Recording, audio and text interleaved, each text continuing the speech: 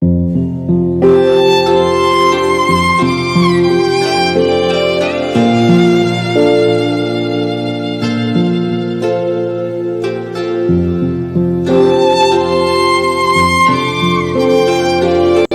The lord, హల్లెలూయా.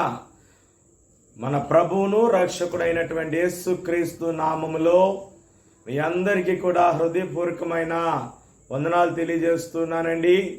మరి ఈరోజు దేవుని మాటలు మనము ధ్యానం చేద్దాం. చూడండి, లూకాసు సువార్త 18వ అధ్యాయము 18వ వచనాన్ని ధ్యానం చేద్దాం. ఒక అధికారి ఆయనను చూచి, సద్బోధకుడా, నిత్య జీవమునకు వారసుడగుటకు నేనేమి చేయవలనని ఆయన అడిగాను.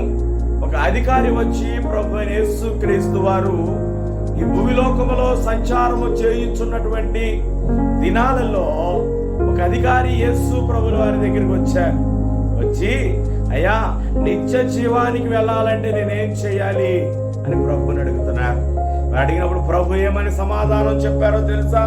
అందుకు యేసు, సత్పురుషుడని ఎలా చెప్పుచున్నావు? దేవుడు ఒక్కడే తప్ప మరి ఎవ్వడు సత్పురుషుడు కాడు. అక్కడ ప్రభు చెప్తున్న మాట ఏంటంటే, నీవు నిత్య జీవం పొందుకోవాలంటే ఒకటి, వ్యభిచరించవద్దు, రెండవది నరహత్య చేయవద్దు, మూడవది దొంగిలించవద్దు, అబద్ధ సాక్ష్యములు పలకవద్దు, నీ తల్లి తండ్రులను సన్మానించుము అన్న ఆజ్ఞను ఎరుగుదు కదా అని అతనితో చెప్పాను.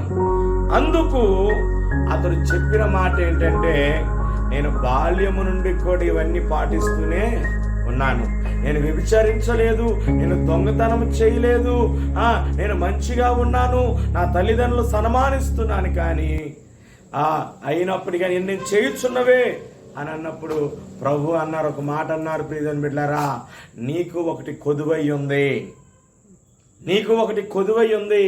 ఏంటి ఆ కొదువ అంటే 23వ వచనంలో అంటాడు. చూడండి, 22వ వచనము, యేసు విని, నీకు ఇంకా ఒకటి కొదువున్నది, నీకు కలిగి ఉన్నదంతయు అమ్మి పేదలకు ఇమ్ము, అప్పుడు పరలోకమందు నీకు ధనము కలుగును. దేవునికి స్తోత్రం. ఈ ధనవంతుడికి దేవుడు చెప్పిన మాట ఏంటంటే, నీవు వ్యభిచారము చేయలా, దొంగిలించలేదు, నీ తల్లిదండ్రులను సన్మానించావు, మంచిదే. అయితే నీకు ఒకటి కొదువై ఉంది. ఏంటిదో తెలుసా? నీకు అత్యధికమైన ధనం ఉంది. నీ ధనమును పేదలకు పంచి ఏం చేయమన్నాడు? పేదలకిమ్ము, అప్పుడు నీకు పరలోకమందు ధనము సమకూర్చుకుంటావని దేవుడు చెప్పాడండి. ప్రియమైన బిడ్డలారా, ఈరోజు ఇహలోక సంపాదన కన్నా నిత్య జీవము నీకు కావాలి అని అంటే ఇహలోక సంపాదన కాదు, పరలోకము సంపాదించుకోవాలి. పరలోకంలో ధనము సంపాదించుకోవాలి అని అంటే ఈ భూమిలోకములో ఉన్న నీ ధనము పేదలకు సహాయము చేయాలి. దేవునికి స్తోత్రం, హల్లెలూయా. మరి నీకు నిత్య జీవము, ఈరోజు యూట్యూబ్ చూస్తూ ఉన్నటువంటి ప్రియ సహోదరి సహోదరుడా, నీకు నిత్య జీవము కావాలంటే యేసు చెప్పినట్లుగా నీ ధనమును పేదలకు ఇవ్వు, అప్పుడు నీకు పరలోకములో ధనము సమకూర్చబడుద్ది. దేవునికి స్తోత్రం, హల్లెలూయా. అందుకు నీకు ధనము కలిగినట్లు నీవు వచ్చి నన్ను వెంబడింపమని అతనితో చెప్పాను. అతడు మిక్కిలి ధనవంతుడు గనుక ఈ మాటలు విని మిక్కిలి వ్యాసపడగా. దేవునికి స్తోత్రం. గమనించండి, ఈ మాటలు వినగానే అతనికి దుఃఖం కలిగింది, బాధ కలిగింది. నా ధనాన్నంత ఇచ్చేయాలా, ధనాన్నంతా ఇవ్వాలా అనుకొని వెనక్కి వెళ్ళిపోయాడు. అప్పుడు ప్రభు అంటున్నాడు, సూర్య బెజ్జంలో ఒంటె తలకాయ అయినా దూరుద్దు కానీ ధనవంతుడు పరలోకానికి వెళ్ళలేడు అని చెప్తున్నారండి.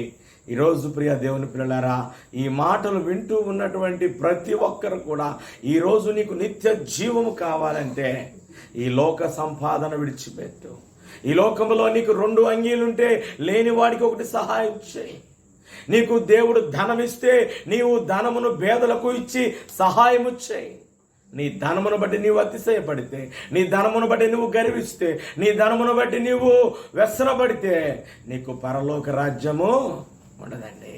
నిత్య జీవము కావాలంటే ఈ లోకంలో నువ్వు సంపాదించిన ప్రతీది కూడా పేదలకు పంచేయి, అప్పుడు నీకు పరలోకంలో ధనం సమకూరుద్ది. కాబట్టి ఈ మాటలు వింటున్నప్పుడు దేవుని పిల్లలారా, ఈ మాటల ద్వారా దేవుడు మిమ్మును మీ కుటుంబాలను నిత్య జీవములోనికి నడిపించునుగాక. ఆమేన్. చిన్న ప్రార్థన. పరిశుద్ధుడా, ప్రేమగల తండ్రి, దయగలిగిన దేవా, నీకు స్తోత్రాలు ప్రభువా. ఇదిగోండి ఈ మంచి ఉదయకాల వేళ నాయనా నీ బిడ్డలతో మాట్లాడడానికి ఇచ్చిన గొప్ప కృపను బట్టి నీకు స్తోత్రాలయ్యా. ఇదిగో నిత్య జీవం గురించి మీరు మాతో మాట్లాడారు. ఈ లోకం అశాశ్వతం, ఇక్కడ నిత్య జీవము ఉండదు. నిత్య జీవము నీ రాజ్యములో మాకుంటుంది. కాబట్టి ప్రభువా, మీరు చెప్పిన మాట ఏంటంటే, ఒకటి వ్యభిచారం చేయకూడదు, రెండవది దొంగతనం చేయవద్దు, మూడవది నీ తల్లిదండ్రులను సన్మానించమని మీరు చెప్పారు. అయితే ఇంకనూ అతను అవన్నీ పాటిస్తూనే ఉన్నాడు, కానీ ఇంకా నీలో ఒకటి కొదువు ఉంది. ఆ కొదువును నీ ధనము పేదలకు ఇచ్చేయి అని అన్నప్పుడు అతడు దేవుడు చెప్పిన మాట చేయలేకపోయాడు. ప్రియమైన బిడ్డలారా, ఆ రీతిగా నాయనా మీరు గొప్ప కార్యం జరిగించి నీ నామానికి మహిమ తెచ్చుకోండి. అయ్యా తండ్రి, ఈరోజు ఎవరైతే నాయన అత్యధిక ధనముతో ఉన్నారో వారికి పేదలకు సహాయము చేసి పరలోకములో ధనము సంపాదించుకునే వారిగా మీరు సహాయము చేయండి. నీ నామానికి మహిమ, ఘనత, ప్రభావాలు తెచ్చుకున్నాను. నజరేయుడైన యేసు నామములో అడిగి వేడుకుంటున్నాను పరమ తండ్రి. ఆమేన్. మరొకసారి మీ అందరికి కూడా మరి యూట్యూబ్ దేవుని మాటలు చూస్తున్నందుకు ప్రతి ఒక్కరికి కూడా హృదయపూర్వకమైన వందనాలు తెలియజేస్తున్నానండి. ఈ మాటలు విన్నటువంటి మీరు మౌనంగా ఉండక, స్క్రోల్ చేయక, వినిన పిమ్మట ఈ యొక్క మాటలు మీరు షేర్ చేయవలసిందిగా, షేర్ చేయటమే కాదు లైక్ చేసి సబ్స్క్రైబ్ చేయవలసిందిగా మీ అందరికి కూడా ప్రేమపూర్వకంగా తెలియజేస్తున్నాను. మీరు షేర్ చేయడం వలన ఈ మాటలు ఇంకా కొంతమందికి తెలియపరచబడతాయి. మరి వారు మీ ద్వారా దేవుని సువార్తను తెలుసుకొని మీ ద్వారా కొన్ని ఆత్మలు రక్షించబడటానికి గొప్ప కృప కలుగుతుంది. కాబట్టి ప్రతి వారు కూడా షేర్ చేయండి, లైక్ చేయండి, సబ్స్క్రైబ్ చేసి దీవించబడండి. దేవుడు మిమ్మల్ని, మీ పిల్లలను ఆశీర్వదించును గాక. ఆమేన్. ఆమేన్.